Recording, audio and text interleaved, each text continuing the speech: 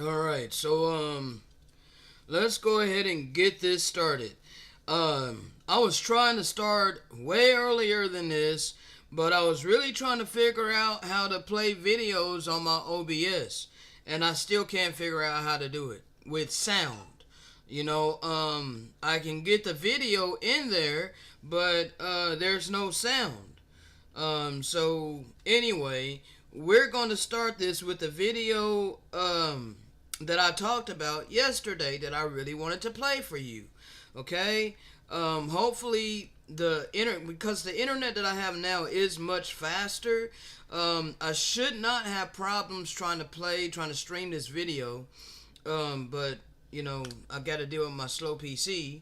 But hopefully everything will be okay so that I can stream this video, okay? That's what we're going to start with. That's what's upon my spirit, to try to get this, because you need to understand that this truth is going forth in the earth today for a specific reason. Alright? It's all dealing with prophecy, okay? Yes, it's all dealing with prophecy that is being fulfilled daily, okay?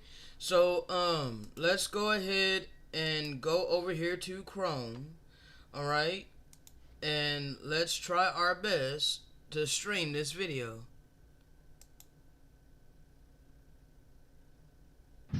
No justice, no justice.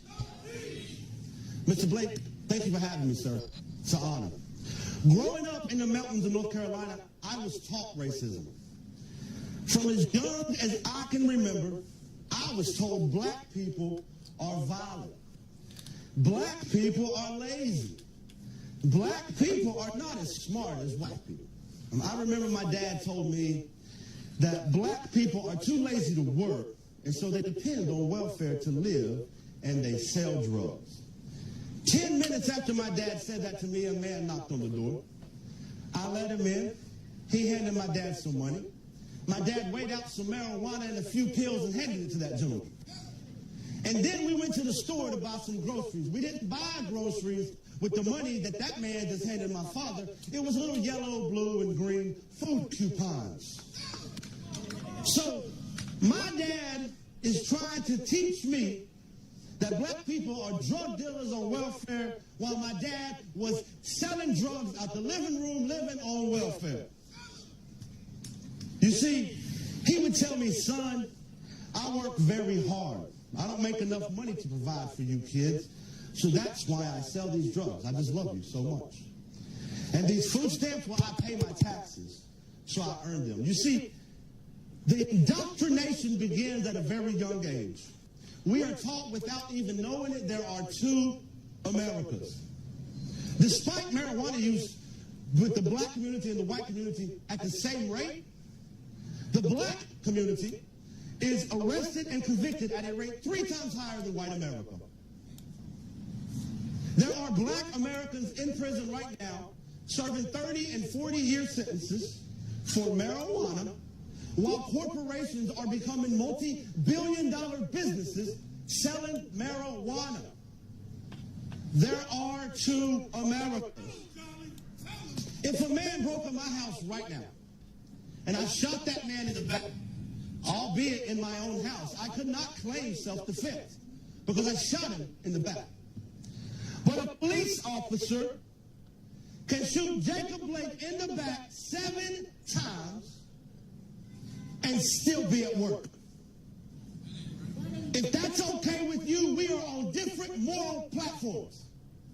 We are on different ethical existences if that's okay with you. There's two Americas. The America I grew up in says if you comply, everything will be okay. Well, for white America, that's true. But black America faces a very different reality. The use of force and the threat of the use of force is actually 4 times higher for police-initiated interactions. The America I grew up in will say, if you stop talking about racism, it'll go away. Well, for white America, that's true. Because as a white American, I don't have to think about my race. I'm not judged by my skin color, as soon as a potential employer meets me, as soon as a loan officer meets me, as someone that's coming to appraise my home for sale, don't judge me by my skin color.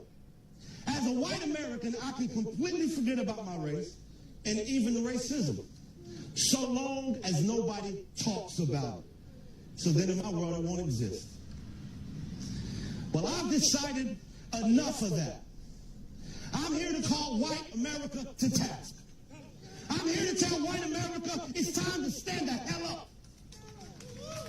Beside our fellow human beings, beside our fellow citizens, and it's time for white America to be part of the solution. I was raised by racists. I was taught how to be racist. So you can quit telling me that racism doesn't exist. You're a damn liar. I was raised in the belly of the beast. I was raised by racists, and now they hate me. I call that a glow up.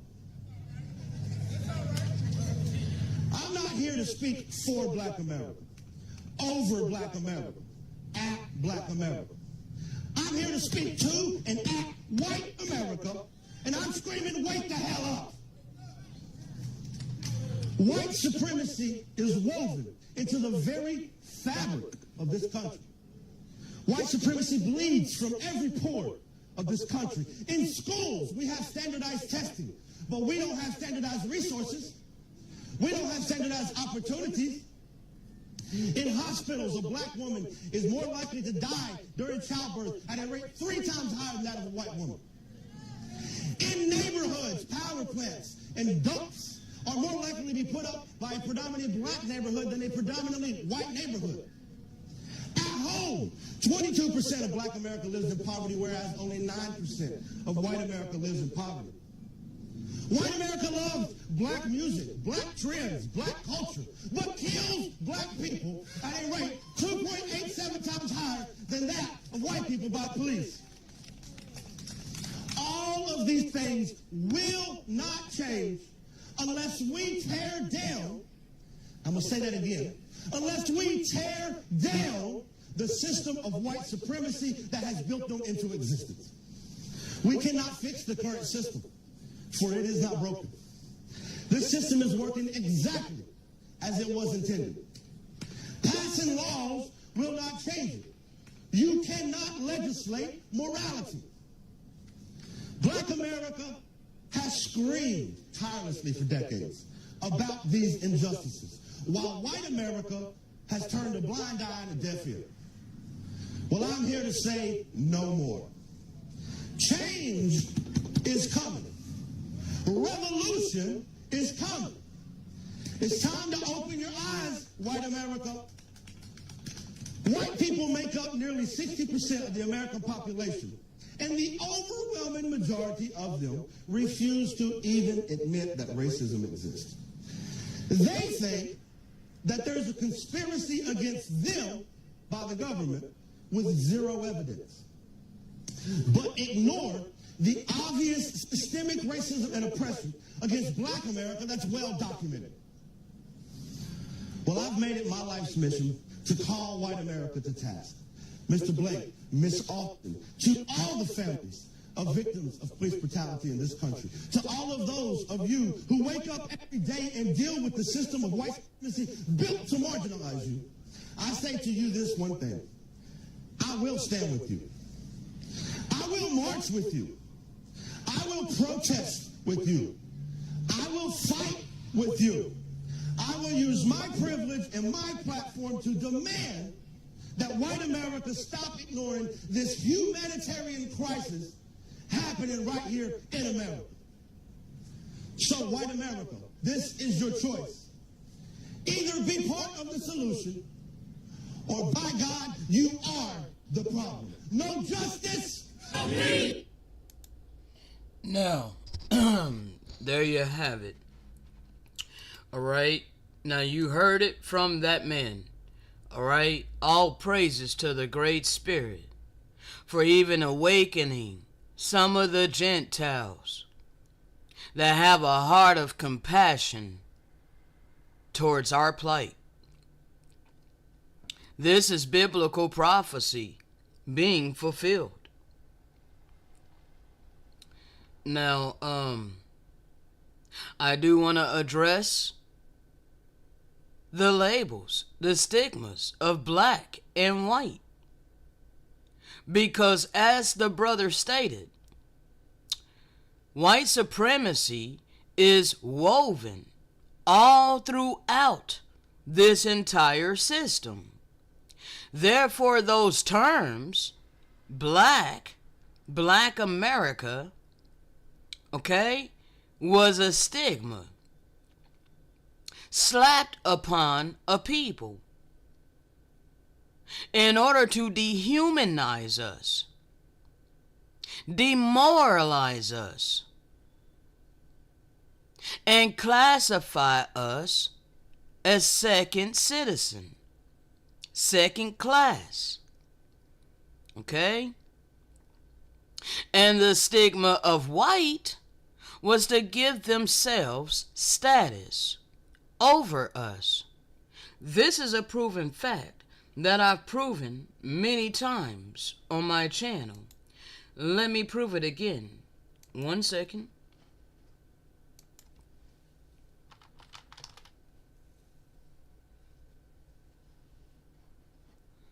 All right, this happened in 1691. 1691.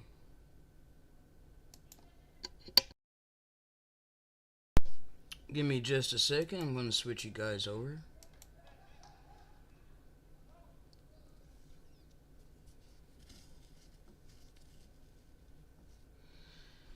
So as we can see here, these are white men, okay? So-called white men, all right? They created this term. Well, they created the label, the stigma, okay, in order to give them status. Let's read. The Virginians, okay, now they're Virginians now, okay, even though they're foreigners, but because they were born in Virginia, all right, they legislated a new class of people into existence. Okay? Let's read that again. These men here, these foreigners, legislated a new class of people. They legislated this. Okay? They are the writers of laws and legislation. Okay? The people who stole this land. All right? This is something that really needs to be understood. Okay? These people who are foreigners legislated a new class of people into existence. The whites. They gave the whites certain rights and took other rights from blacks. Okay? This is what they created, this class system of black and white. Okay? White as a language of race appears in Virginia around the 1680s and seems to first appear in Virginia law in 1691. And thus whiteness, and to a degree as well as blackness, was born into the mind of America. Okay? Now before that, the reason why they had to do this, all right, because there are several reasons. One of them is because of Bacon's rebellion. So let me go ahead and get that.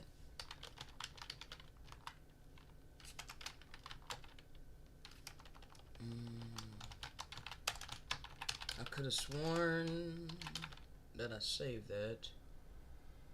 Bacon's rebellion. I know I put that on my PC, bro. Come on. 1 second, people. Work with me. Give me just a moment. I gotta find that, okay? Because I could have sworn I saved it. Let's see here.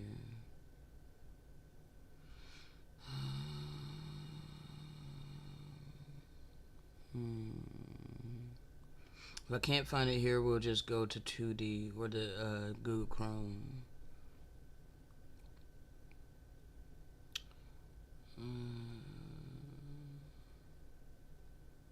Okay, 1 second. I know I got it on my tablet, but I thought that I had emailed myself all of these screenshots.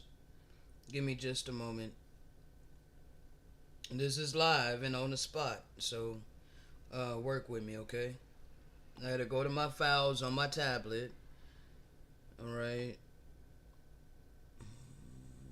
Let's see. No, not downloads. I need screenshots.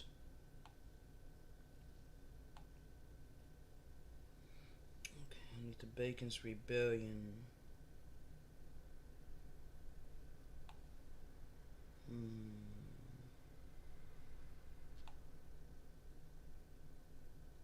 Looks like I have a lot of screenshots that I was not able to send yet. Is this it? Okay, I found it. It's on my tablet, and no, I did not email myself. Let me see if I can find it on 2D, and I'm also going to read to you what I have on my tablet. So, this is what I call 2D, okay? It's just a habit. Let's see. Now this happened. Bacon's Rebellion happened before they created race. Okay, they had to create race. All right, because let's see what they say about it.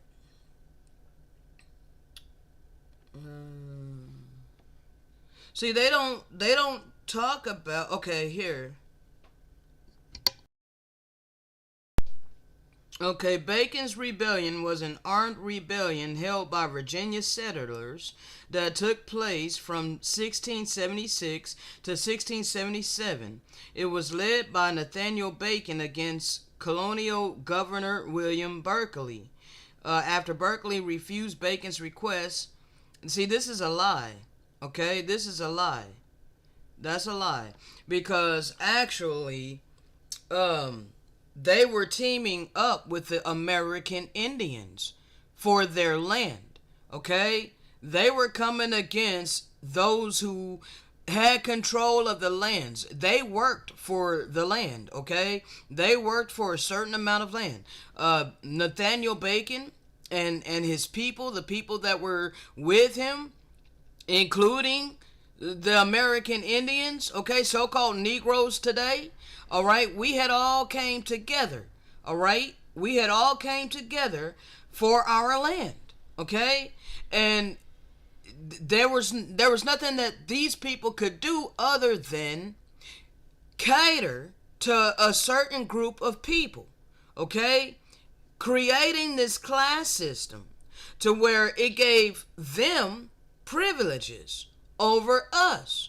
So it would shut them up because now they were being taken care of. They were being catered to. Okay? Nathaniel Bacon and the Europeans began to be catered to. Alright? Let me read you what I have on my tablet. White landowners were terrified to see black and poor white workers united in any cause. Alright? In 1676, Nathaniel Bacon led a rebellion of black and white colonists against the governor of Virginia, William Berkeley. They demanded that Berkeley open up new lands for settlement and end the American Indian raids and regulate the abuse of servants. Okay? The short-lived rebellion resulted in the government limiting European indentured servitude. The scales tipped. Europeans gained new rights, and the original copper-colored people, which they classified as Africans, lost their freedom. Okay? So, one second. Let me read this again. The owners of the land, the colonists, okay, they were terrified to see black and poor white workers united in any cause, okay? In 1676, Nathaniel Bacon led a rebellion of both the indigenous American Indians, which they classified as black, okay, and white settlers. They were colonists, but they were the settlers, okay? Because not all of the Europeans were against us. This is what I'm trying to bring out, okay? I'm trying to let you know, not all of the Europeans, not all of the colonists, not all called colonists, okay? Because not all of the settlers. Let's put it that way, okay? Even though they're claiming that these people were white colonists, okay? But they were settlers along with us, all right? They settled in with us, and they were not trying to take over our land. They just wanted what was promised to them by their servitude, okay? It wasn't just us that was in servitude, all right? That's something else that was taught in American history. They taught it like we were the only ones that were slaves. No, it was not like that at all, okay? And slavery is not how they taught it. It was actually employment, okay? It was employment. It was working for someone for something, okay? You were doing a work for something, for someone to get something, okay? That's what the slavery was, all right? And it just so happened that they began to oppress the original people of the land and paid them less than they would pay the other foreigners that was on the land. Okay? Now let me continue. So Nathaniel Bacon in 1676 led a rebellion of the indigenous population of the American Indians along with white settlers, okay, the European settlers, against the governor of Virginia, William Berkeley. Okay? Nathaniel Bacon and his people, all right, were demanding that Berkeley open up new lands for settlement. Okay? See, these wicked people was trying to control. Like, this is what they brung about, bro. Okay? They literally put us all up under captivity and economic slavery. Because if we don't have our own land, then and the government owns it all, and now we're having to buy land from landowners that they claim that they own the land. Now they can come up with all kinds of laws and legislations and dictate our lives. Okay? Raising the prices. All right? But they are foreigners on this land to begin with. All right? But anyway, this is the Bacon's rebellion. All right? They were demanding that these people open up new lands for settlement. And end, okay, because he was fighting on our behalf as well. He was saying that they end the American Indian raids because they were terrorizing us. Okay, but there were some righteous Europeans that were standing with us. Okay? And fighting with us and for us. Okay? Bacon wanted them to regulate the abuse of servants. Or basically stop it. Okay? Stop the abuse of servants. Alright? Have some justice. Alright? The short-lived rebellion, okay, it was short-lived because going back up, the white landowners, they were terrified to see all of us come together against them. United, okay? Against the wicked, okay? Against the greedy, against the dictators who want to control other people and take away free agency, all right? So it was a short-lived rebellion because the government began to limit European indentured servitude, okay? And making it all us. Like we are the perpetual slaves. And now we have become subservient to the Europeans who are on this land systematically. Systematically. This was put into place. Okay? Europeans gained new rights and freedoms that the indigenous people did not get to partake in. Okay? Now, that was in 1676. Let's go back and show you when race was created. You see this? 1691 and 1680s and 1691, it first appeared in the law. Okay? Now, there's something else I want to check out. Flowing by way of the Spirit. Let's see.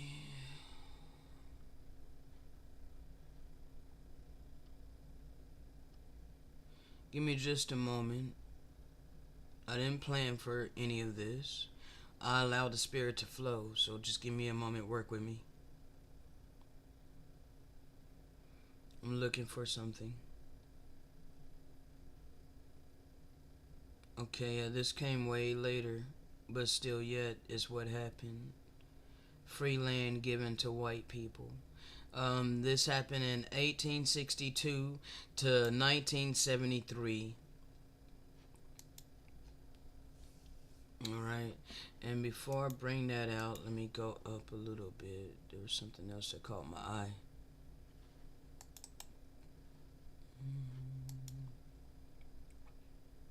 So this was 1620. Alright, 1620, New England colonies, Rhode Island, Connecticut, Massachusetts, New Hampshire. Alright, a hilly region first settled by the Pilgrims in 1620. Separatists broke away, some jailed. Pilgrims, okay, when you call yourselves pilgrims because you knew you were coming to the Holy Land, okay? This is the true Holy Land over here, alright? Pilgrims leave for America on the Mayflower, followed by Puritans, Quakers, Catholics, Jews, etc. Okay, the promise of religious freedom, because you're coming to the promised land. Okay, you're coming to the land of the free, the home of the brave. Okay, but you have made it a land of the slaves. Okay, the land of the thieves. All right, is the land of the thieves and the home of the slaves. Okay, because the original copper-colored people are up under subjection to wicked people who set themselves up in authority over us. All right? And you guys were given handouts. All right? Did you know that from 1862 to 1973, the Homestead Act was a federal program that lasted over 100 years, which gave incoming Europeans 160 acres of land for free, as long as they worked for it, for 5 years. They were also given free educational classes, teaching them how to work their new land. When this ended, over 10% of the entire U.S. landmass was given away, and over 1.6 million European families received free land. This is white privilege, okay? 160 acres. You want to know what 160 acres look like?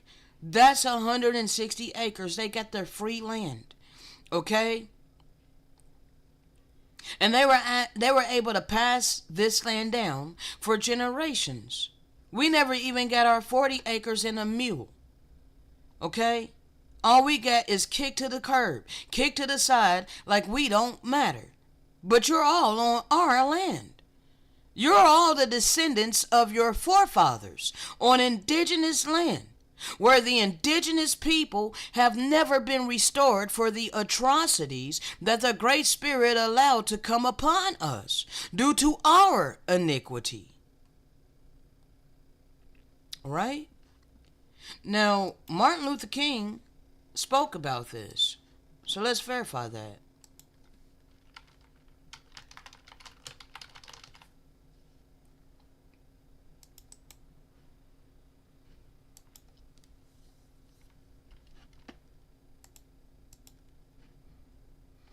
Now,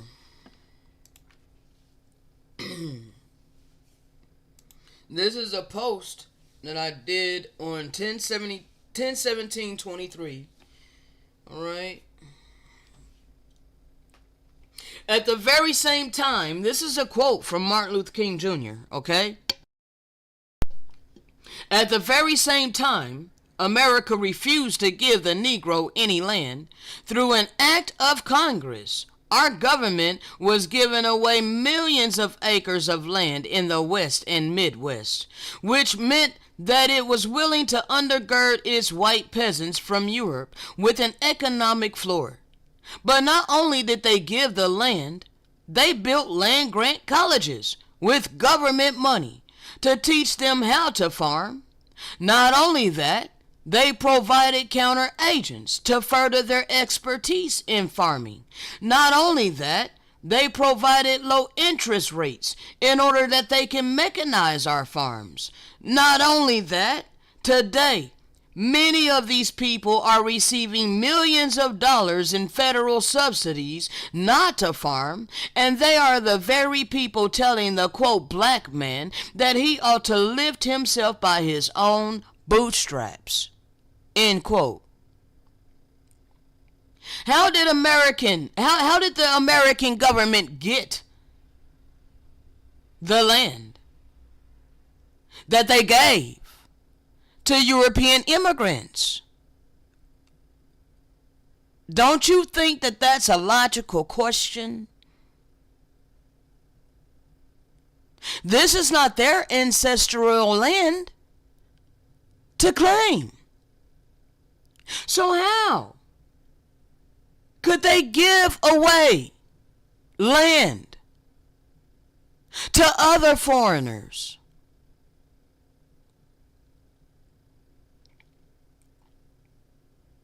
They themselves were immigrants to this land. The colonizers stole the land.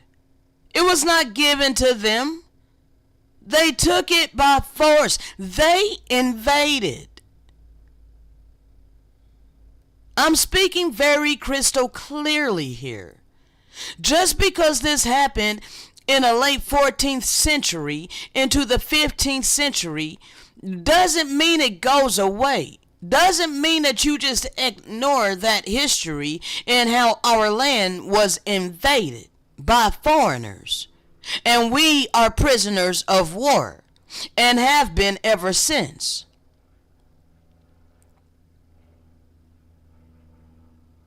They swindled our land from us and gave it to foreigners. Literally, foreigners stole our land and gave it to their fellow foreigners. And to this day, they refuse to restore back what their forefathers have stolen and handed them down for generations. For generations, they handed down all of our resources and the land, all of that, from the indigenous people of this land to their descendants. But we're the descendants of the people who were wronged in this land. And to this day, you people do not want to restore us. To this day, you people continue to want to ignore us. The vast majority of you. Because we started this out with that clip from that brother that told the truth.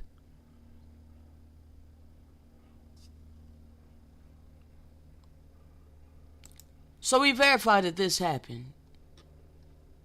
Okay? Let's verify some more. 1 second.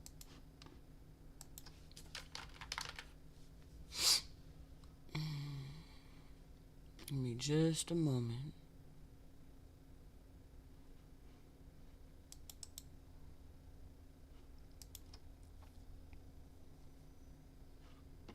This gentleman here that's holding this sign, you see him?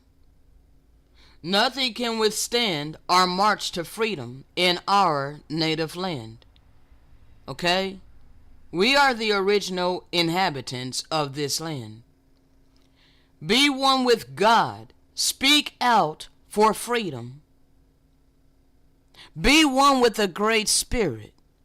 Speak out for freedom. Not being up under the boot of the worst of the heathen.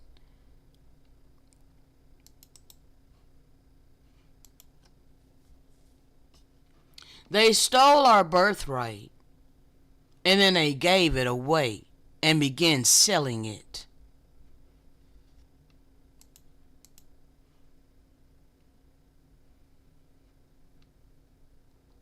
Fine lands in the West.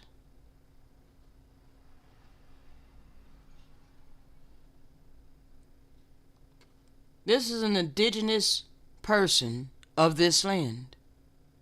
They literally took our land by brute force.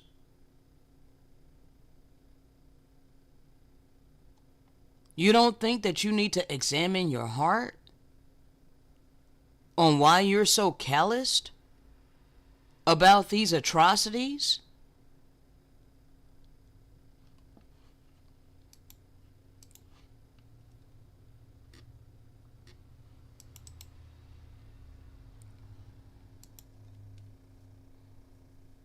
Civil Rights Act of 1968. The Negro is still languishing in the corners of American society and finds himself in exile in his own land. He knew that this was our land. Nicknames for the Civil Rights Act of 1968. Indian Civil Rights Act. Indian Bill of Rights. Because we were known as Indian. Indigo.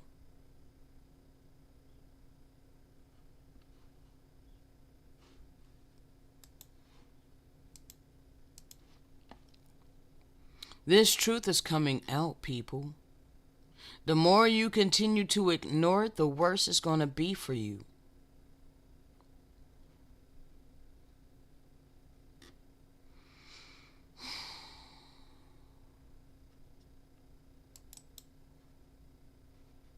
They put ads out. If you want a farm or a home in southwest Kansas, good soil for wheat, corn, and fruit, just advertising our land. They start on the prairie, a start in the woods. This was not for us. They took it from us. Do you understand what I'm saying? They took it from us. They took the blessing by force.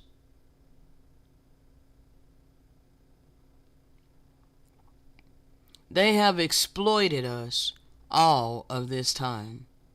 They exploited us and our land all of this time.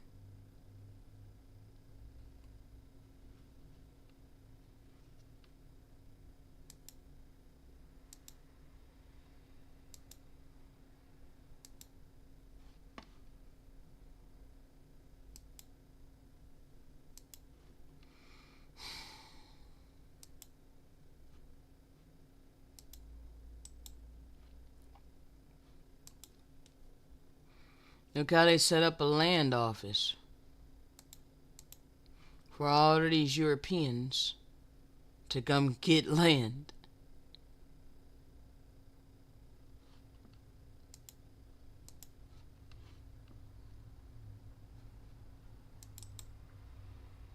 The government was generous.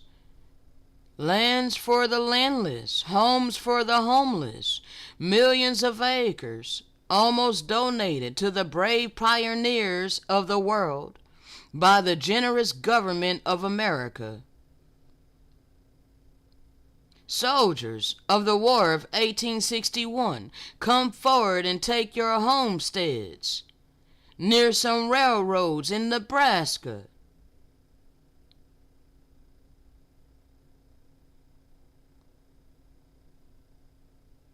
This should break your heart. The things that they did to us. How they got you viewing us.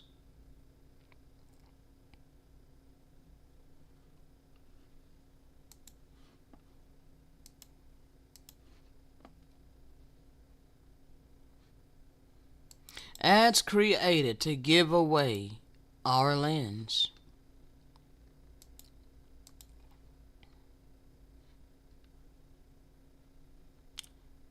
Look at this. Central Dakota, 30 millions of acres. You need a farm. Chicago and Northwestern. How to get there? Literally just took our land and gave it away. And to this day, you want to look your nose down at us and tell us to pull ourselves up by our bootstraps.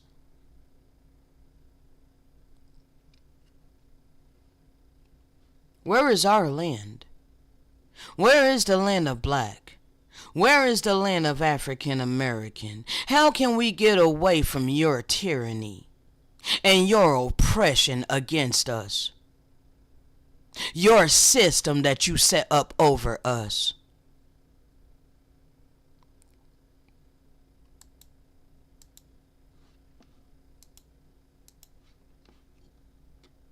Where can we be at rest?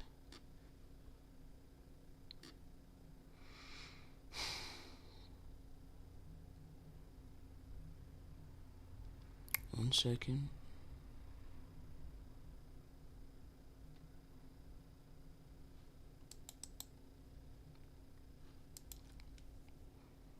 America described as dark-skinned people. Their complexion, hair, and eyes were like those of the Barings of Chile. Their stature was of the common size, but that their extremities a new and modern race, like the Gauls in the time of, I can't pronounce that name, Lucullus, was frightfully gigantic. Okay?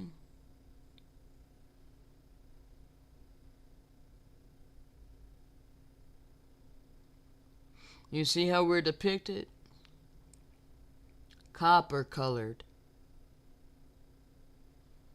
Copper-colored people of Chile. Okay? See? Same.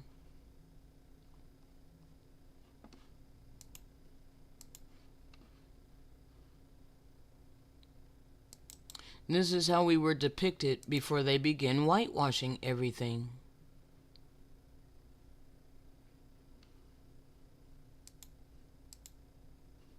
You see how he's dressed? The feathers and all of that? See the feather?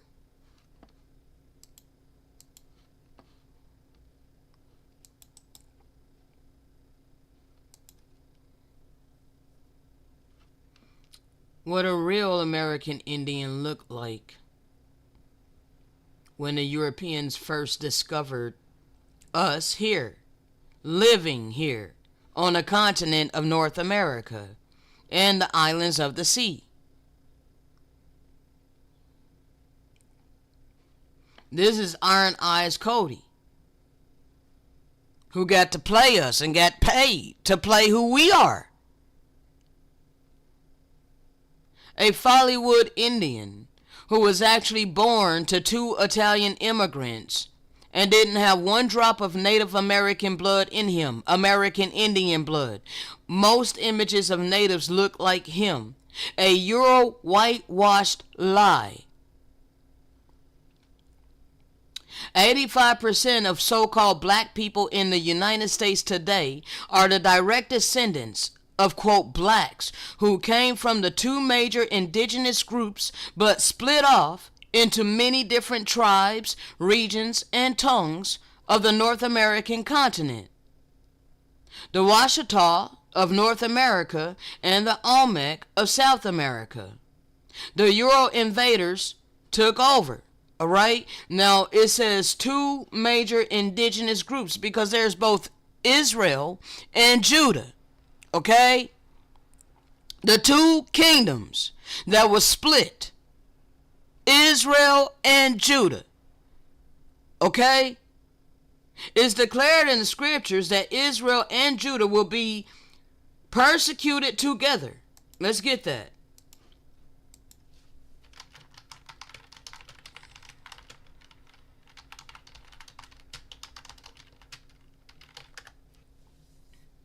This is Jeremiah 50:33.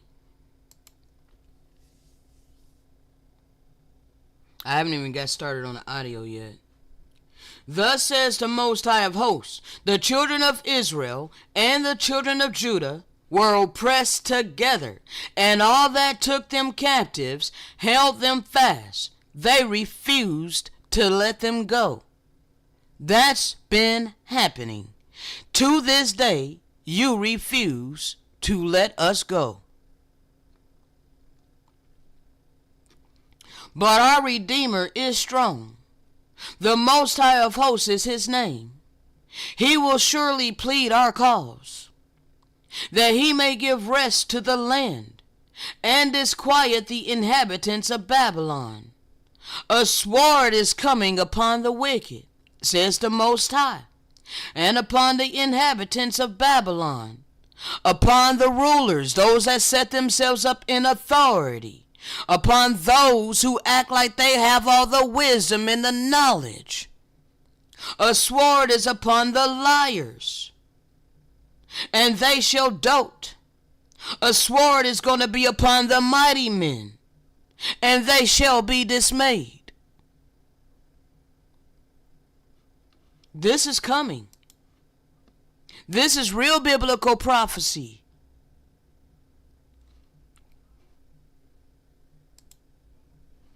You know what you did to us.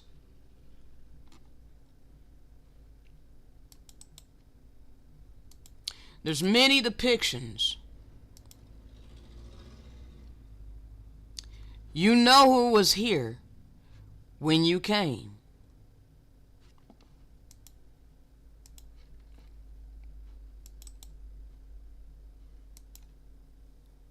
This is how we have always been depicted.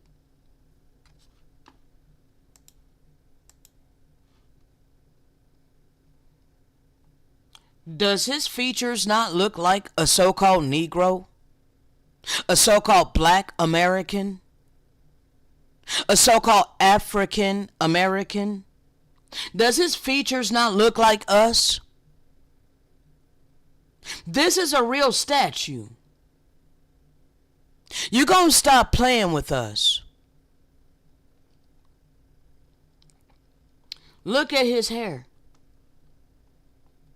Do we not have this hair texture? Are we not this complexion?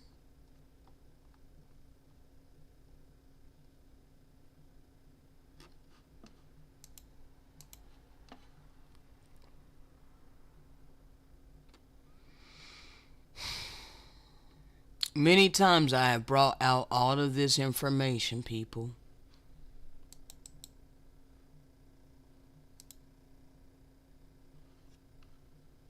We are the Indians.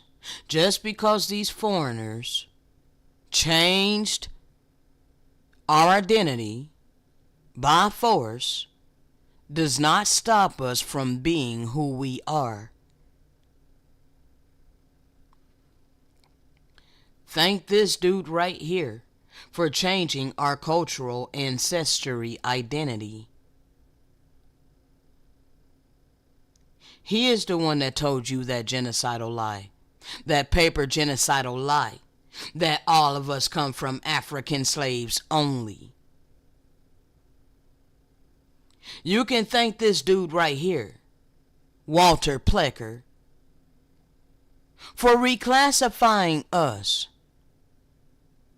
as Negro, taking away our benefits and giving it to foreigners with the $5 Indians, so they were able to receive the benefits, and we got nothing. You can thank this dude right here for the image that you hold in mind for Indians and or Native Americans. He is who changed the picture of the original Indians from us to Asians. Mixed Asians, okay? And Siberians.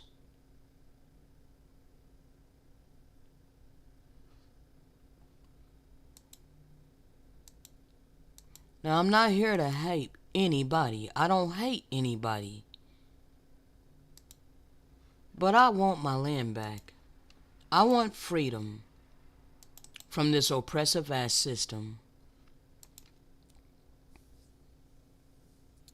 Why did they replace Indian red with chestnut? Because they don't want it in your mind that we are the original Indians. They know that this color is copper color brown. They know that this is our skin complexion. So they changed it to chestnut.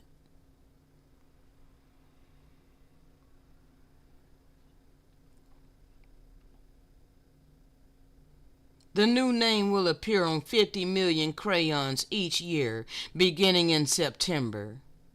This was 1999 that they did this. When this article was printed in 1999, July 27th of 1999. They say the new name will appear on 15 million crayons each year, beginning in September.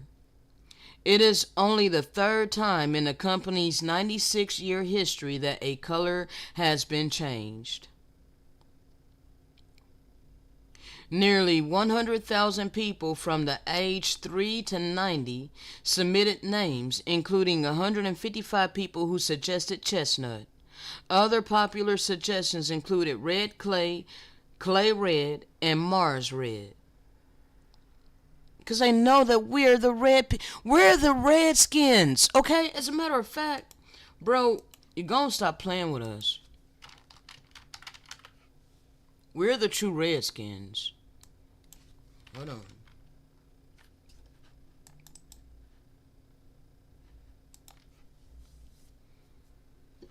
You see this complexion right here?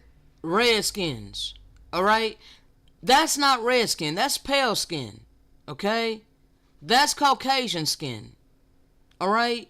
That's not red skin. Alright? That's red skin right here. Alright? Copper colored. The true Redskins. Okay? Brown. Brownish red. Alright? Chestnut, Indian red, copper colored.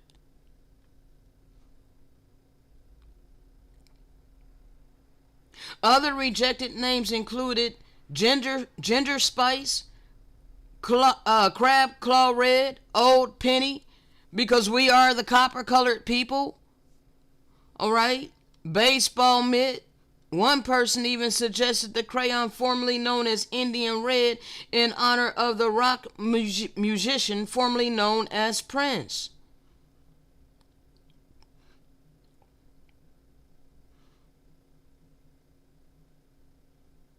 The crayon formerly known as Indian red in honor of the rock musician formerly known as Prince.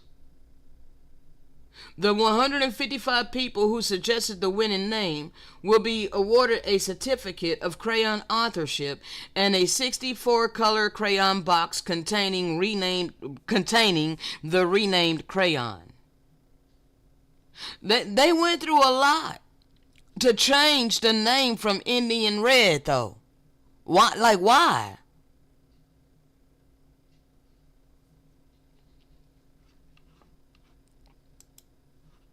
Because they know who we are. I'm not going to spend too much more time on this, but hold on.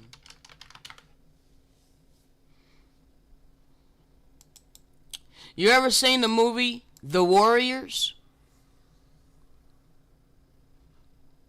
They had us on that movie. This is from the movie Warriors. They know who we are. They put it in our face in Hollywood, in the movies.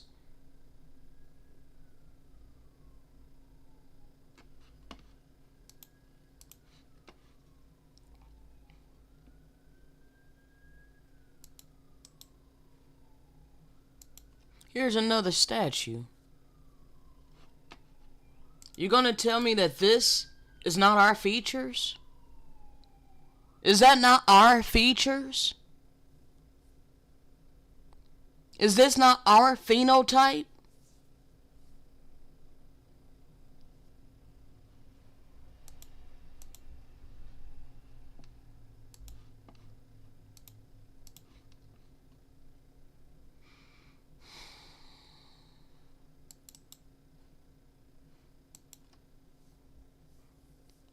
How come they were saying things like this?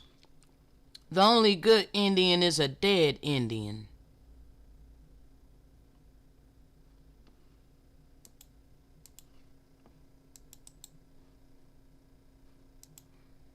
Or this dude right here. Our goal is to kill the Indian in order to save the man.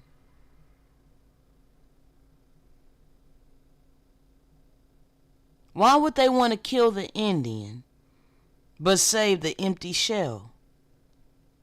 Because as long as we don't know who we are, we don't have an ancestral identity, then they can steal our land and live in their blessing.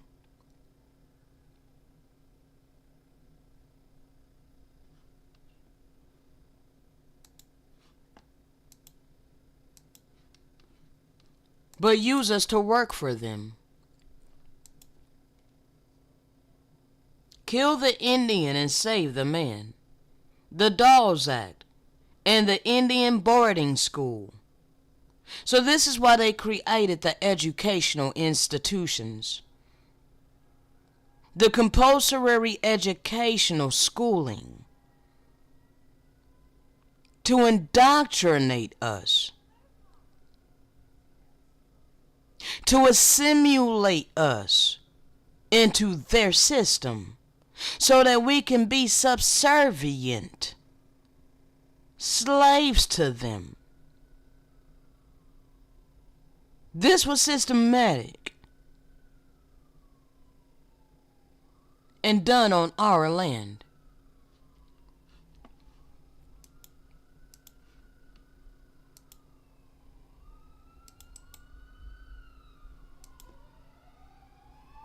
This is a book. Kill the Indian in the child.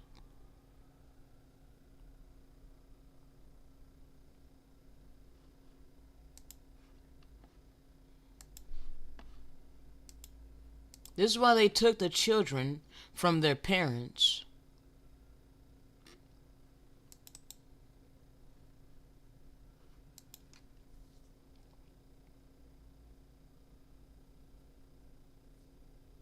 This is not by chance. This was systematic.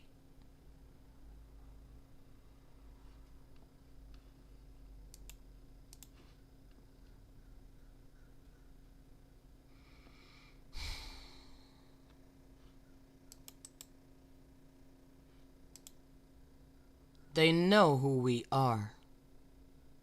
1957 World Series, Milwaukee Braves versus New York Yankees. They know who we are. It's the common people who have been placed to sleep. You've been lullabied to sleep in many great deceptions. They have caused you to hate the people who are here to help you.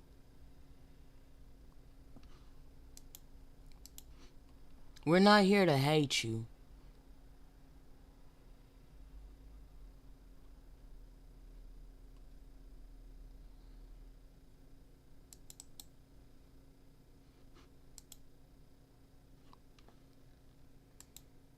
We were very wealthy on this land before the colonizers came.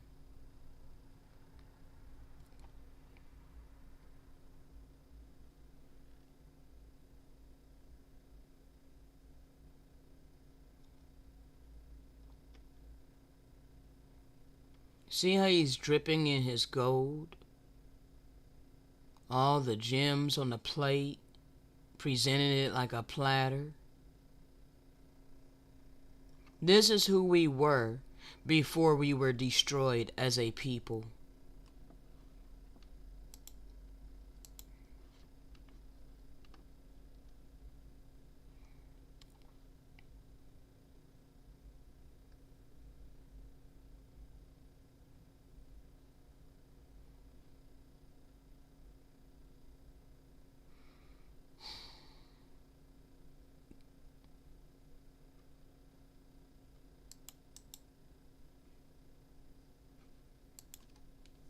James Brown knew he was Apache.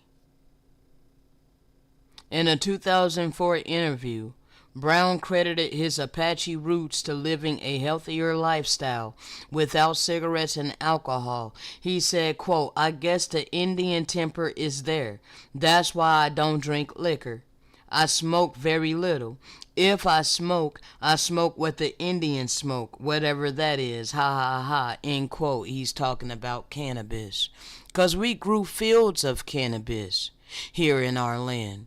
We grew fields of tobacco here in our land. We were trading these things here in our land.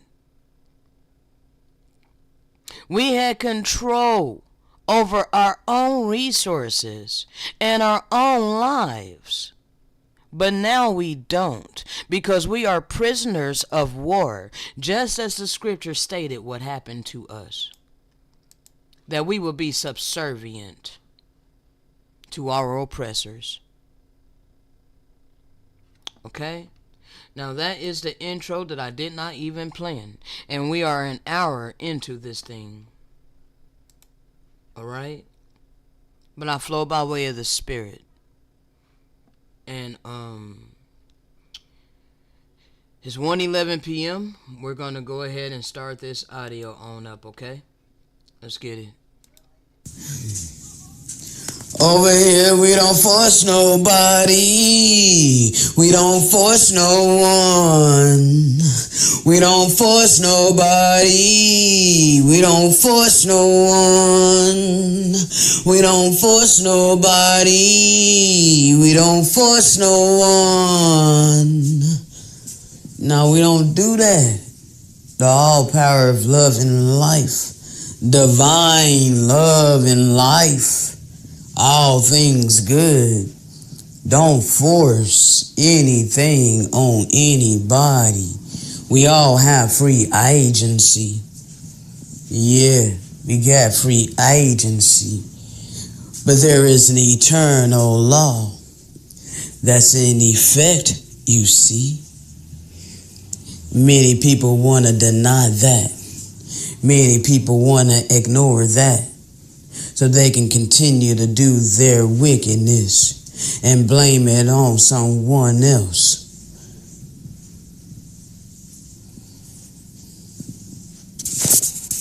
Use someone as a scapegoat to get out of their own debt.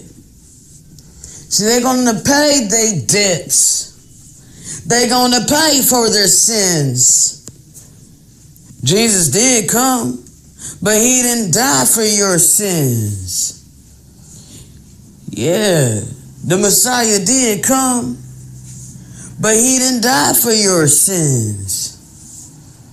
You're going to pay your own deeds. You're going to answer for your own wickedness. Ain't nobody suffer for you. You're going to reap exactly what you have sown.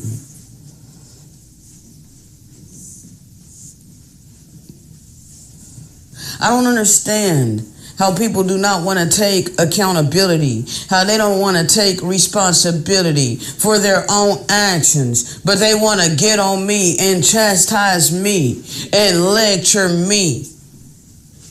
how I don't take responsibility for my own life in the aspect of becoming a carbon copy robot like everybody of this system, working a 9 to 5 just to pay for their living. But I take responsibility for my own actions with my free agency that was given to me. I can choose how I live my life upon this earth. I can choose whether I'm going to be obedient to the eternal laws of love, life, and purity. Now, I want to go in on something right quick, because we're instructed by the Great Spirit and the one who came here to give us the roadmap, not to do things to save our own life, okay? But to seek ye first the kingdom and his righteousness, and then all of these things will be supplied unto us, okay? But see, this world wants to strong arm us into doing it Lucifer's way, okay? Being selfish, all right? So hold on a second. The scripture declares that he that loses his life for my sake will gain it, okay? So clearly, I'm doing what was instructed for us to do. But I get a whole lot of hate because of it. All right? Look, check this out. Matthew 16:25. For whosoever will save his life shall lose it. All right? You don't think that working your jobs, earning your money so that you can pay rent, you can pay your bills and all of that is not saving your life? That is saving your life, okay? That's being a quote-unquote responsible adult, saving your life, okay? But those of you who are doing that, you're losing your life, okay? Because you're a slave. You are a hamster on a wheel. Therefore, you are losing your life. You are not seeking the kingdom. You are not seeking righteousness. You are not finding what your divine purpose is to be upon this earth, to do upon this earth in order to help others elevate in the spirit and in truth. No, you have allowed the wisdom of this world to create you into a carbon copy robot. And then you want to hate on those of us who choose to do the opposite of the ways of this world. Whosoever will lose his life for my sake shall find it. So though I'm losing my life, where I literally have to depend upon the Great Spirit to supply all my needs, okay? Yes, I was able to pay rent this month. All praises to the living power, okay? Because back when I recorded this audio, I had no idea how I was going to pay my rent, okay? I had no idea I would even have internet to bring these messages. All right? I didn't find that out until later. All right? I had to look and see when the exact date is. I don't know if I can't do it right now. All right? But at that time, when I recorded this audio that we're reviewing on the 24th of February, I had no idea. Okay, I was suffering, all right? I had gotten down to smoking butts, all right? I think a brother had cashed at me $30, and it was that donation was able to ease my suffering. But I still wasn't able to get internet or nothing like that, okay? So, yeah, at this time, I had no idea how I was going to pay my rent. The $30, I could not use the whole $30 to pay the rent during the time that was given to me. Because Tiggy was pretty much out of food. I was already petitioning the Great Spirit how I was going to feed him. Okay, so do you see that this is losing my life? I'm not able to sustain my life by earning money, saving my own life. Therefore, I have lost my life in order to do the will of the Great Spirit. Okay, in order to do his plan for my life. Okay, therefore, I have lost my life for his name's sake. And he declares that I will find it. Okay? People need to understand this. This is a real thing. You have been subtly deceived into loving this world. Okay? Hold on.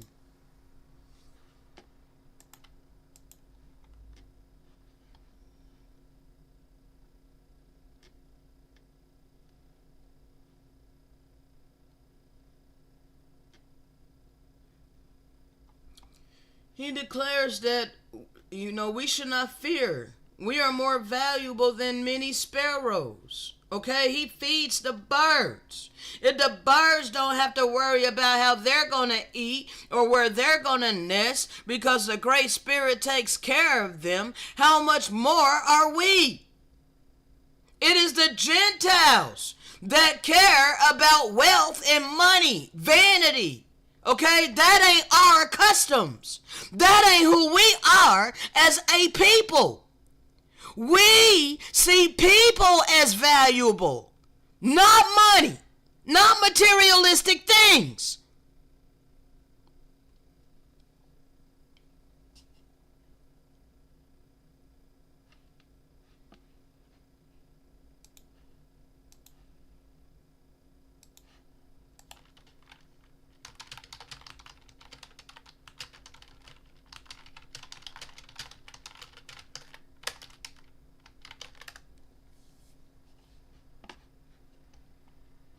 This is all throughout the scripture, people.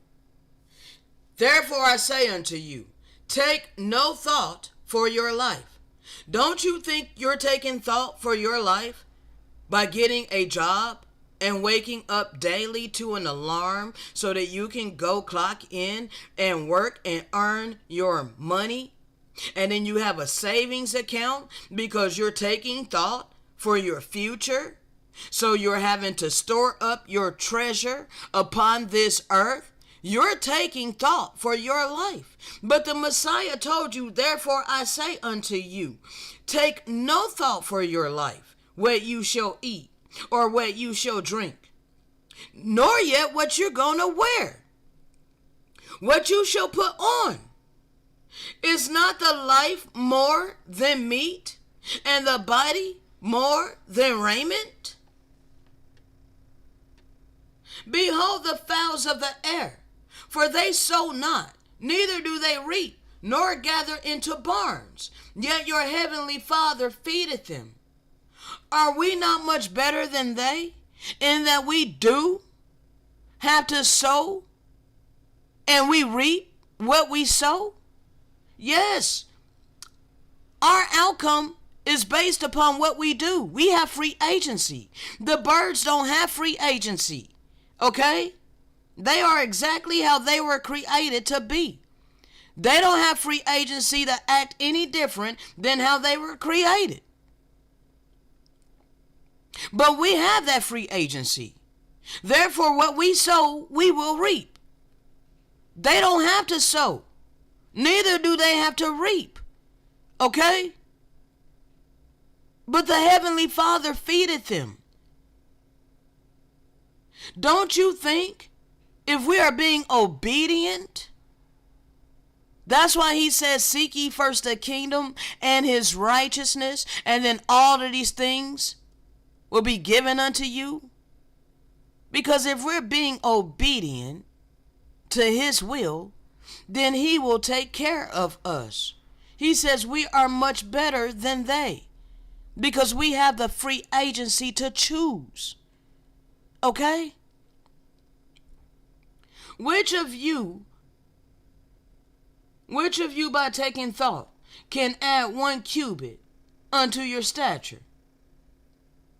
Why take you thought for raiment? Consider the lilies of the field, how they grow. They toil not, neither do they spin.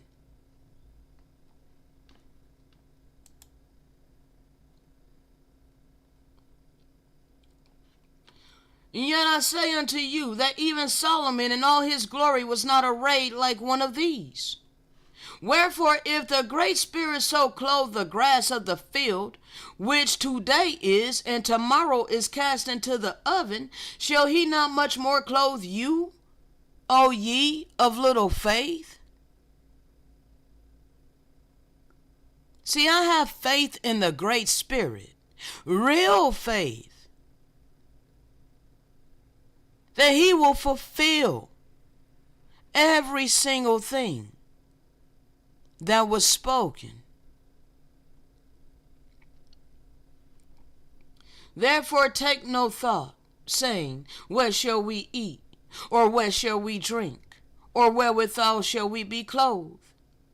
For all of these things do the Gentiles seek. Okay? This is the Gentiles' custom to provide for themselves. Survival of the fittest. That's a Gentile custom. But our custom is community, love, compassion, and mercy for all humanity and all creation.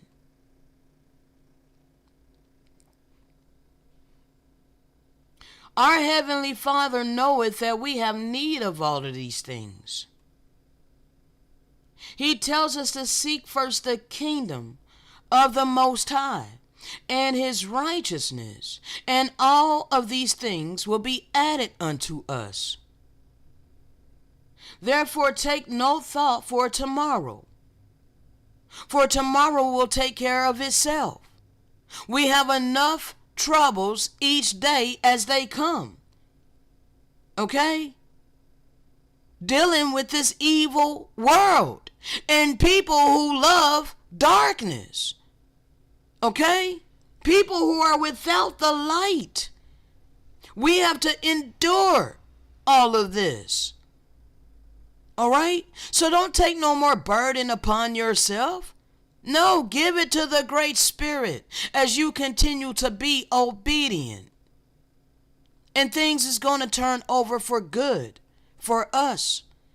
All right? And we're going to get into that prophecy. So I just wanted to give you that. All right? This is all lining up together. Okay?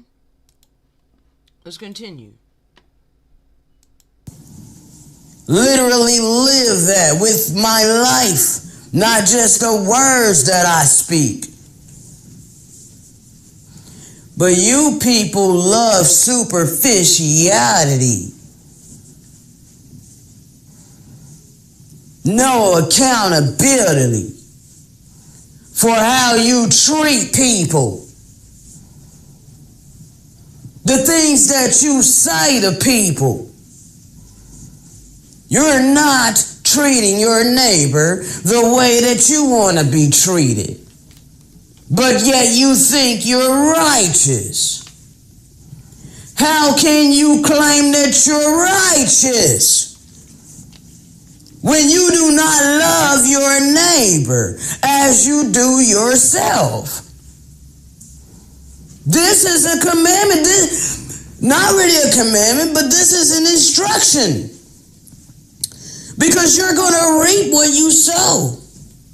Therefore, if you sow compassion, love, mercy, forgiveness, and all the fruits of the Spirit, all you're going to reap in the long run when it counts is eternal life, eternal love, eternal happiness. Okay?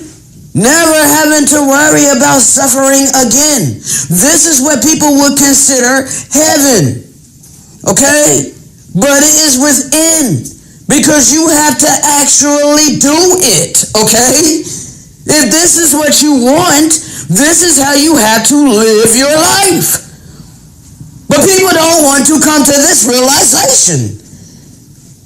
No, they just want to give lip service. Oh, I believe, I confessed His name, and I believe that He died on the cross for me. No, He didn't. But you don't know that you're blaspheming. You're going to be one of the main ones that He says, depart from me, for I never knew you, you workers of iniquity. Okay? You need to understand that. Realize that the Great Spirit ain't about bloodshed. Are you kidding me? Now, since when does the Great Spirit require bloodshed for the remission of sin. No, the Great Spirit only requires obedience.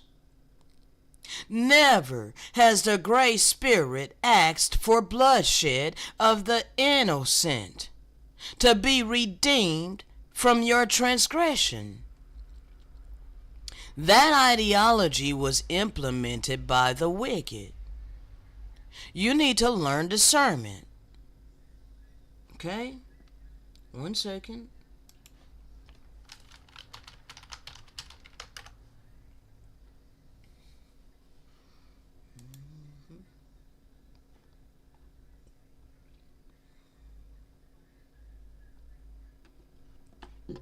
He requires obedience, not bloodshed.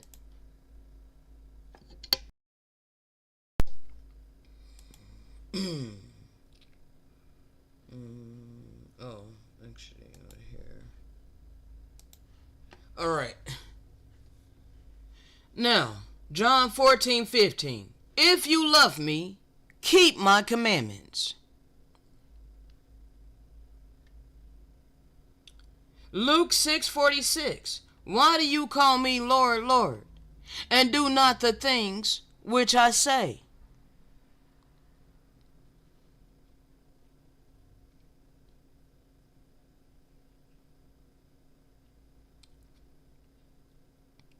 Hold on a second.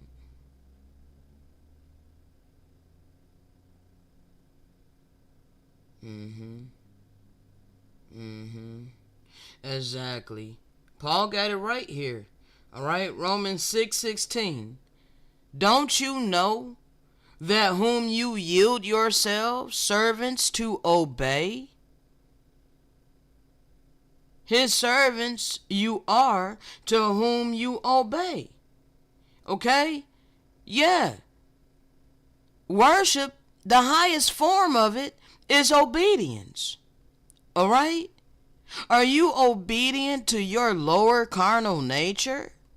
Then that means that you serve Satan. You serve the beast. Or are you obedient to the eternal laws of love, life, and purity? Do you walk in divine love? Do you have compassion and mercy for all humanity and all creation? Are you generous with your abundance, or are you selfish? These are basic questions you should ask yourself, because this will give you a great opportunity to humble yourself and repent if you are not lining up to what this is. All right? So if all your life you've been taught, that it's okay to be selfish because it's being a responsible adult, I'm showing you how it was subtle. It was subtle deception. Okay? So now you have a choice to humble yourself and repent. Change your heart. I'm letting you know that you are worshiping who you are obedient to. Therefore, I am pulling the wool up off of the deception that has blinded you. All right? I'm hoping that you can understand what I'm saying. Paul is saying the same thing that I didn't say to you. Even in my description, I believe it's in my description. I think I wrote it in my description. 1 second. 1 second. All right. Whether people realize it or not, we worship many ways. But the main way is obedience. Who are you obedient to? Ask yourself that. As for me, I'm obedient to the Spirit of truth, which comes to reprove the world of sin. Those of us with the ears to hear, the heart to receive, and the eyes to see will change ourselves and turn from our wickedness and choose to allow the Holy Spirit to renew our mind. We allow the Great Spirit to work within our heart. Therefore, we become a new creation. This is the true meaning of being, quote, born again. This isn't something forced, but it is offered by the Great Spirit. The Great Spirit only offers.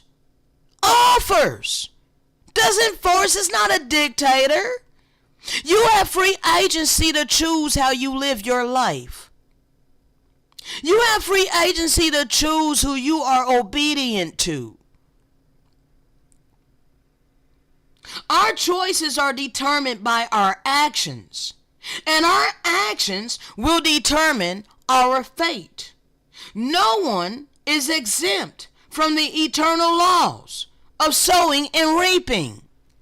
You think bloodshed is going to stop reaping what you have sown? You seriously think that innocent blood is going to stop you from reaping what you have sown?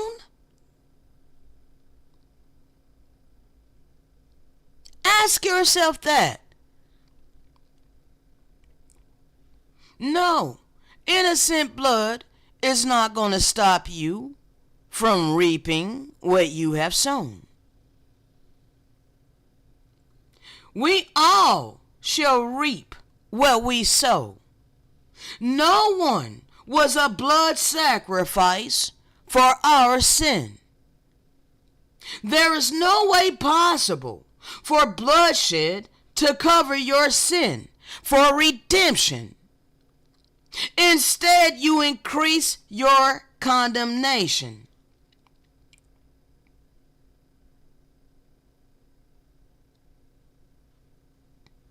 Only the humble of heart will be able to receive by way of the Spirit of truth. Those who are puffed up in their pride and their arrogance and their dogmatic religion will weep. Yes, you will weep very soon. You're going to weep very soon because you're going to come face to face with your own inner demons. Everything that has been sown is about to come crashing down upon all of us to overtake us, whether it's an abundance of blessings or an abundance of cursings. It all depends upon what you have been sowing and what's been passed down for generations.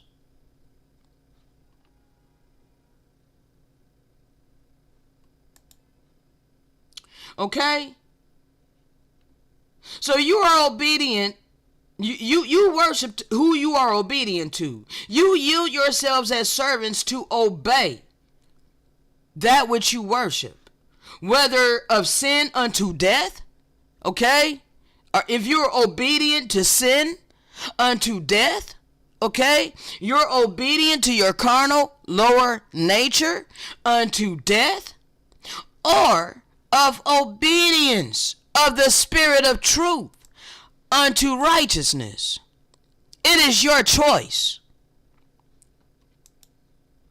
Because not everyone that saith unto him, Lord, Lord, shall enter into the kingdom of heaven. Only he that doeth the will of the great Spirit. Okay? Be you doers of the word, not hearers only, deceiving your own selves, believing in a blood sacrifice so that you don't have to take accountability for your own actions and how you treat people. Isaiah 119, if you be willing, if, it's not a demand, it's an option that you can choose. If you be willing and obedient, you shall eat the good of the land.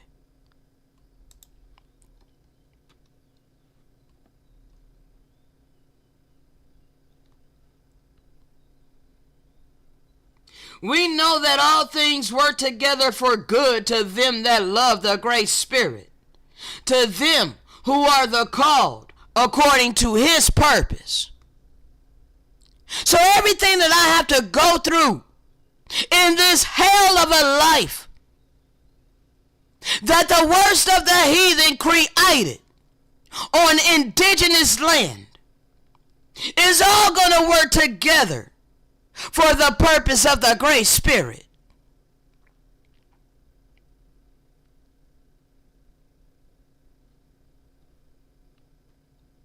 John 14:21. He that has my commandments and keepeth them, it is he that loveth me. And he that loveth me shall be loved of my Father, and I will love him,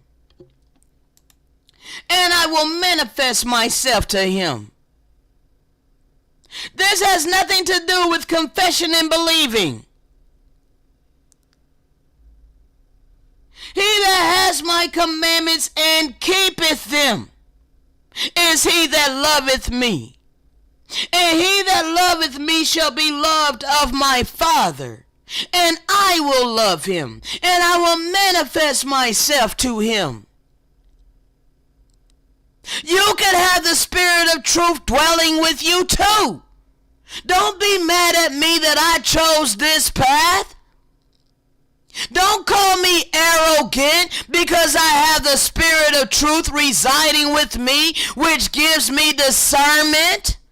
You too can have what I have if you humble yourself like that of a child.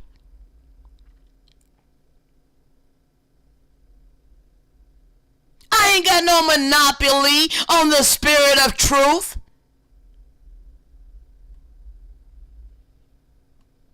I just accepted it. That's all I did. Became obedient. It has nothing to do with arrogance.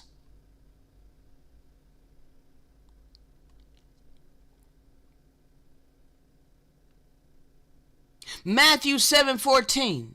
Because straight is the gate, and narrow is the way which leadeth into life, and few there be that find it. Because there's only a few people upon the earth that will humble themselves like a little child and unlearn the indoctrination to allow the Spirit of truth to reprove them and change within them. Yeah, only few people will do that. Most people are puffed up in their pride and their arrogance, and they're the main ones that want to call me arrogant. They're the main ones that want to call me a narcissist.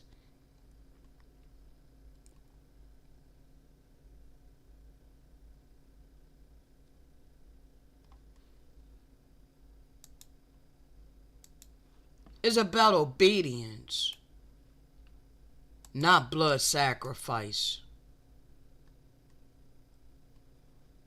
Let's continue. That's blasphemy. You are literally going to sit there and say that the Great Spirit sent his only Son to the earth to be a blood sacrifice for your sin that you had the free agency not to do.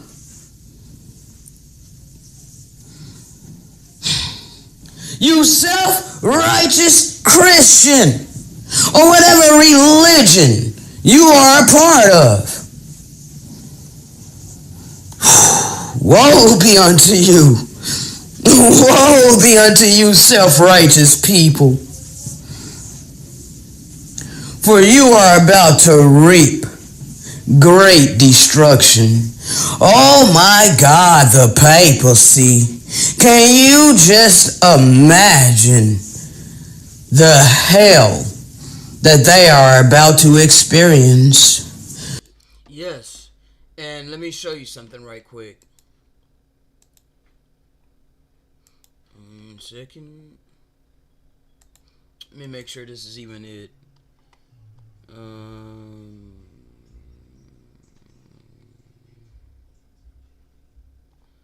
Is this it? Is this what I need? Hold on a second.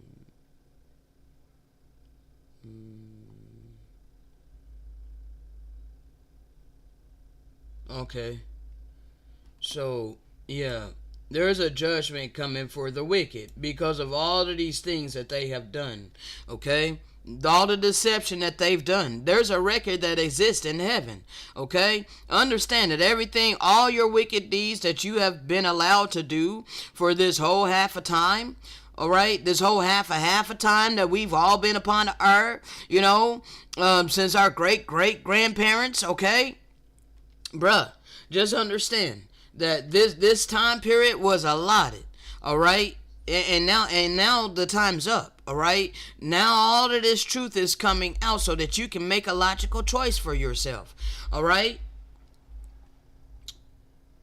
They manipulated the scriptures, all right? This is in the Gospel of the Nazarenes, all right? Without a historically accurate account of the times and teachings of Jesus, one is easily subjected to the kind of distorted information propagated at the Council of Nicaea and later in the 4th century, the Nicene Creed, and all its related dogma, transmitted through the ages as historical and spiritual truth, and has been perpetuated ever since. Okay, so if you don't want to unlearn all of the indoctrination that these wicked people have done, then you are in big trouble. Okay?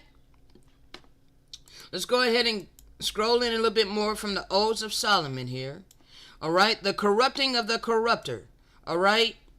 And the corrupting of the corrupter. I saw when the bride who was corrupting was adorned, and the bridegroom who corrupts and is corrupted. And I asked the truth. Okay, I asked the spirit of truth, who are these? And he said to me, this is the deceiver and the error, and they imitate the beloved and his bride. See, yeah, there's a counterfeit people, okay? There's a counterfeit people that's been portrayed to the world to be God's chosen people, all right? They imitate the beloved and his bride. And they cause the world to err and corrupt it. And they invite many to the wedding feast. Yeah, they've been saying all of this time, the end is near, the end is near. You're going to hear it on the audio. All of this is going to flow together. Okay?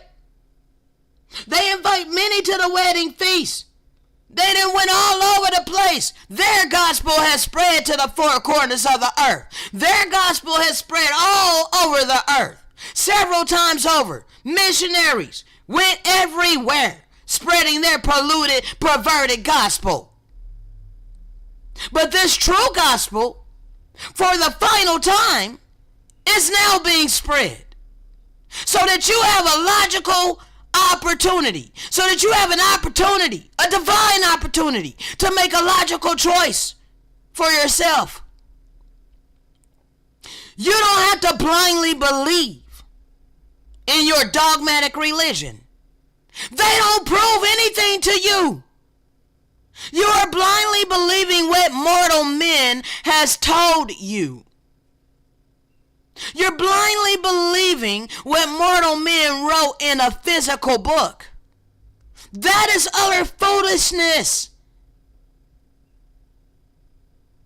You're not taking into consideration the manipulation and the deceit of wicked men who set themselves up in authority over you. They invite many to the wedding feast and allow them to drink the wine of their intoxication. You are able to live lavishly in your carnal flesh. So they cause them to vomit up their wisdom and their knowledge and prepare them for mindlessness, empty shells, a carbon copy robot. Then they abandon them, and so they stumble about like mad and corrupted men. Since there is no understanding in them, neither do they seek it. That's why I put in my description, Let me go back to my description here. Strictly for those who are seeking. If you are not seeking answers, you ain't even listening. I'm pretty sure you're not listening. Okay? I put in my description, let me spare you from wasting your time. If you're complacent with this world system that we've been forced to live in, you will be hardened of heart, deaf and blinded to the messages that I have been given to give. Okay? My channel as a whole is an authentic look into the life of one who chose to answer the spiritual calling that was assigned. Along with answering the call, there were changes that had to be made within myself. I had to choose with my free agency to be obedient. And those of us who are selected by the Great Spirit, we know that obedience is required. We obey the one we worship and serve. And it's very evidently crystal clear in our actions. Our actions is the fruits of the Spirit. Love, joy, compassion, mercy, empathy, kindness, long-suffering, charity, chastity.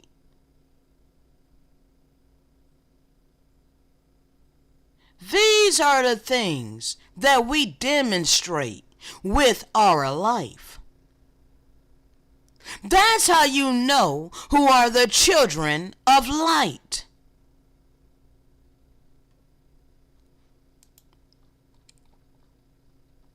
Jeremiah 8:8 for all you people who want to blindly believe what you read in the pages of a book with no discernment.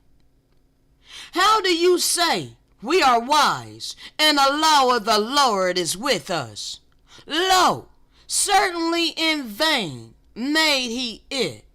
The pen of the scribes is in vain. Jeremiah telling you, look, simpleton,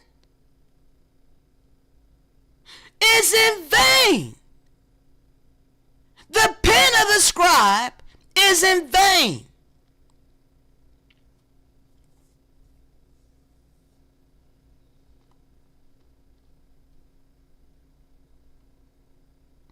Even the stork in the sky knows her appointed seasons. The turtle dove, the swift, and the thrush keep their time of migration. But my people do not know the requirements of the Great Spirit. They think it's bloodshed. This is why there was great destruction that the Great Spirit allowed to come upon us, because we were shedding the blood of innocent animals, claiming that their innocent blood covered our sin. It never did. And you see what befell us, Christian. For you are doing the same thing as my wicked forefathers. Except now, you have replaced the animal's blood for the blood of the promised anointed one.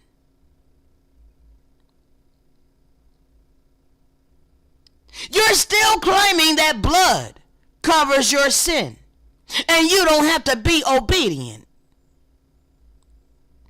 You don't have to take accountability with your free agency.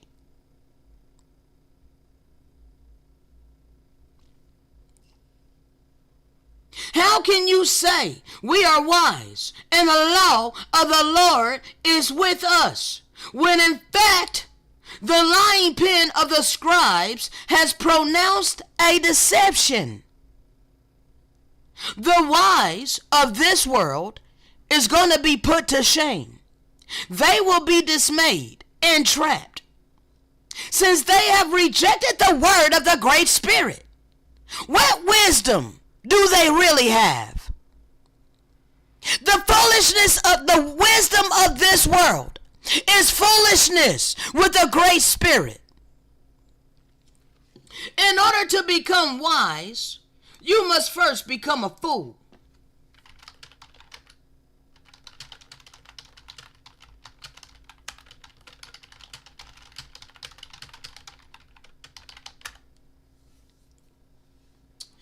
Let no man deceive himself.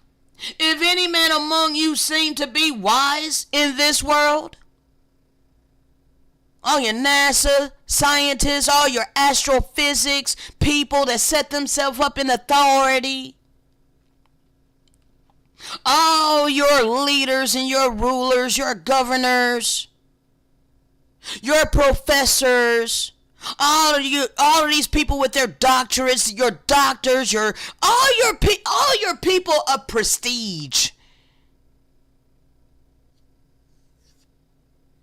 If any man among you seem to be wise in this world, let him become a fool, that he may truly be wise. For the wisdom of this world is foolishness with a Great Spirit. The wise is going to be taken in their own craftiness.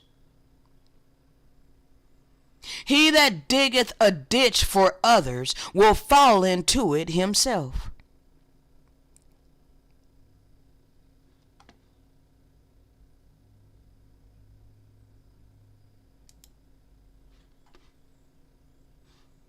Let's continue.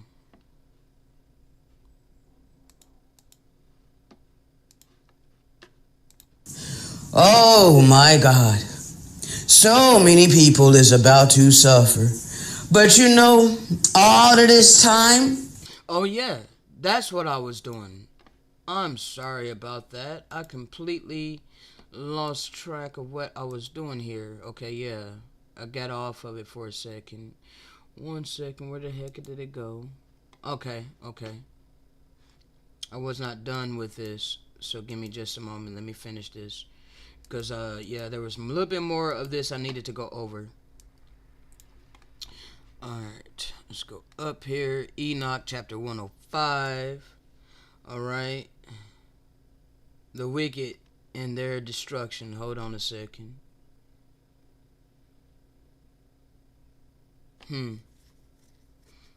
Let's start here in verse 19. That the child which is born is his child in truth, and that there is no deception. Alright, okay, so it's talking about Noah. Let me go down a little bit. Alright,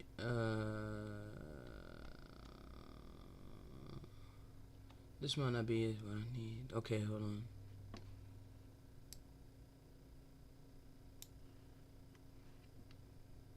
This is the destruction that's coming upon the wicked.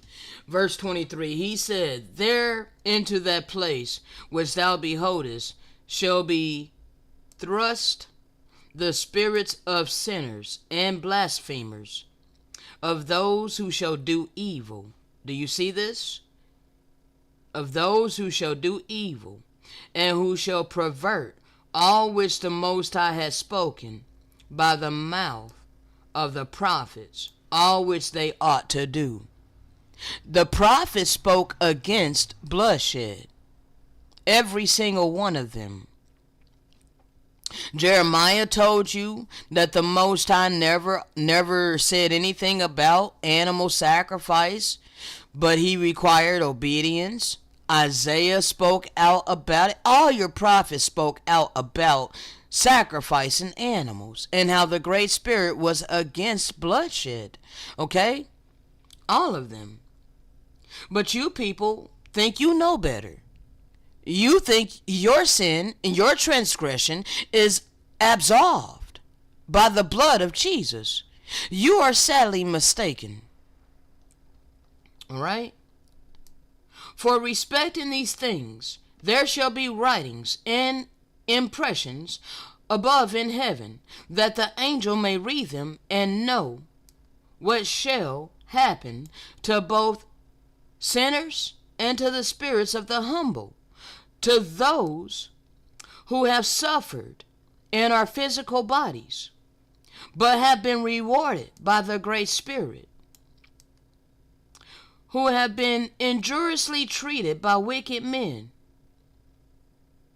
That be us right now. Okay? I've been rewarded by the Great Spirit with spiritual gifts. I am wealthy with the spiritual gifts. But I have been injuriously treated by wicked men as I walk in my purpose, as I love the Great Spirit,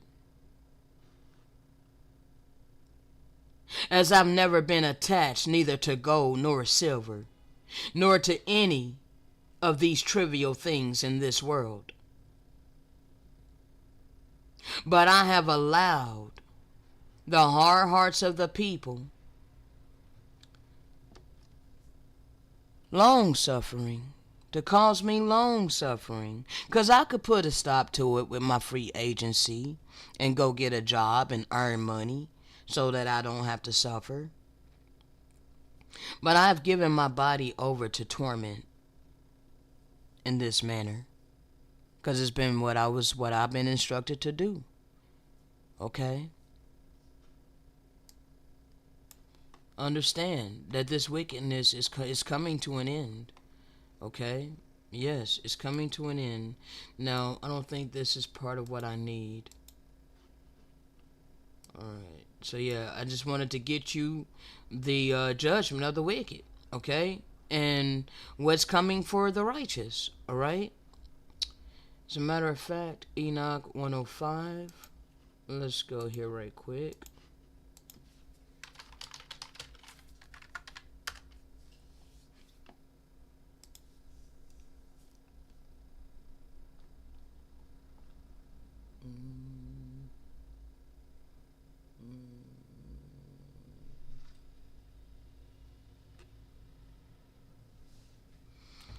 And see, now it goes on to this right here.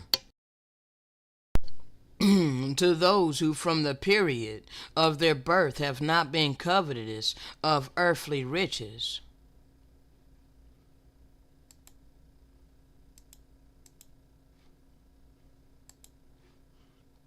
to those who from the period of our birth have not been covetous of earthly riches, but have regarded themselves as a breath passing away. I got videos on my channel showing you my humble abode, okay, where I live, okay. I don't have furniture. I don't have a couch. I don't have a sofa, okay. I literally live like I can just pack up and go wherever, okay. I don't got material possessions. I don't got decorations and all of these things. I didn't build a home for myself here, okay. I've literally been placed here for a mission, for a purpose, okay? So my life has basically been regarded as a breath passing away, all right? I'm only here for a specific purpose, all right? Not to make my... I ain't never had a comfortable life, okay? Ever. This is not my world. Okay? I'm an alien in this world. Such has been their conduct, and much has the Lord tried them. And it's actually not the Lord, but it's the wicked people that try us. Okay? But the Great Spirit has been seeing our heart the whole time. Overseeing our heart and our intent, our mindset. The whole time. Everything is recorded. When we go through things, when we go through tribulations and torments, afflictions, and all of these things at the hands of the wicked, everything that we're thinking, everything that's in our heart, all of that is being seen by the Great Spirit. Okay? And their spirits have been found pure, that they might bless his name. All their blessings have I related in a book, and he has rewarded them For they have been found to love heaven with an everlasting aspiration. The Great Spirit has said, while they have been trodden down by wicked men, they have heard from these wicked men revelings and blasphemies, as we have been ignominiously treated, while we were blessing the Great Spirit. And now I will call the spirits of the good from the generation of light, and will change those who have been born in darkness, who have not in their bodies been recompensed with glory, as their faith may have merited. We're about to be brought into the splendid light. We're the ones that's going to shine like the stars in the firmament, because we have been given the oracles of the living power. And this is what the world needs in this hour. You just don't know it yet. Okay? You just don't know it yet.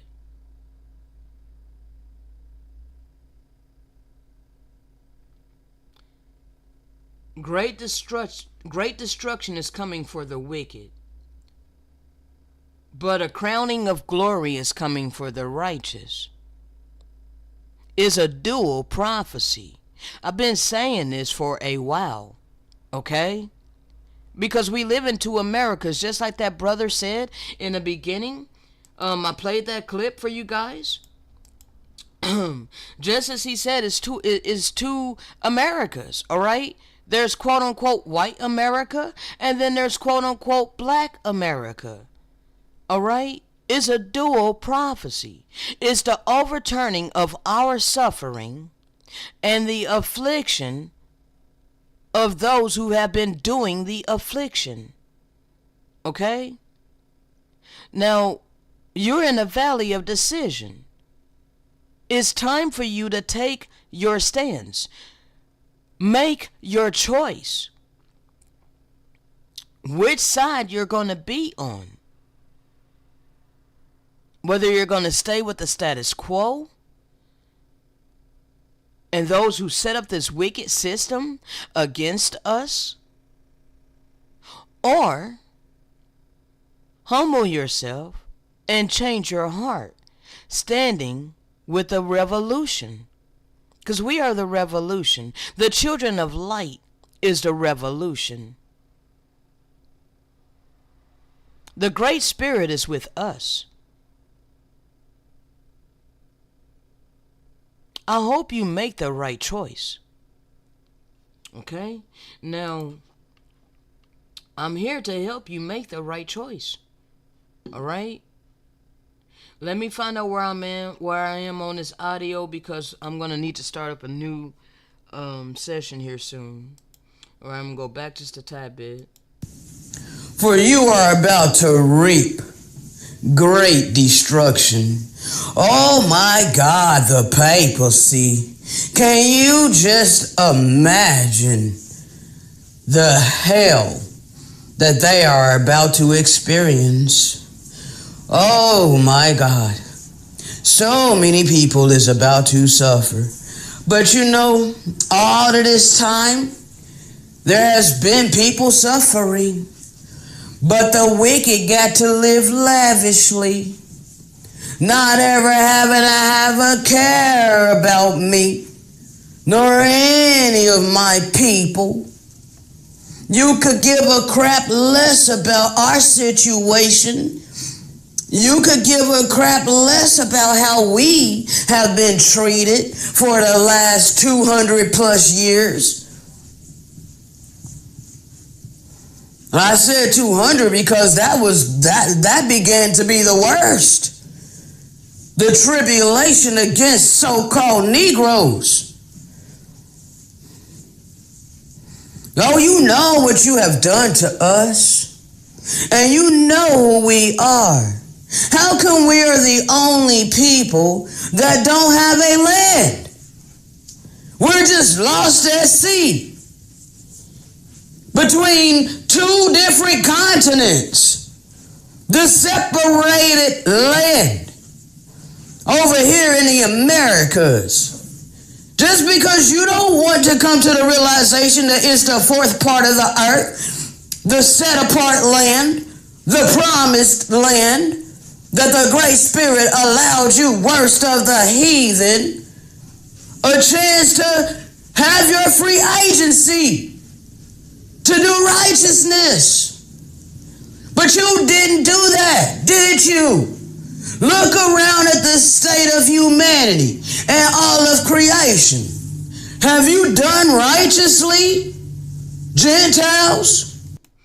Now, I'm going to start it up right there because we're going to go into some things, all right? We're going to look around a little bit. I'm going to flow by way of the Spirit. And we're going to look around at the state of humanity and see just what it is, okay? Can we say that this is righteous? All right, we're going to pick it back up, all right? I shall be right back. Shalom.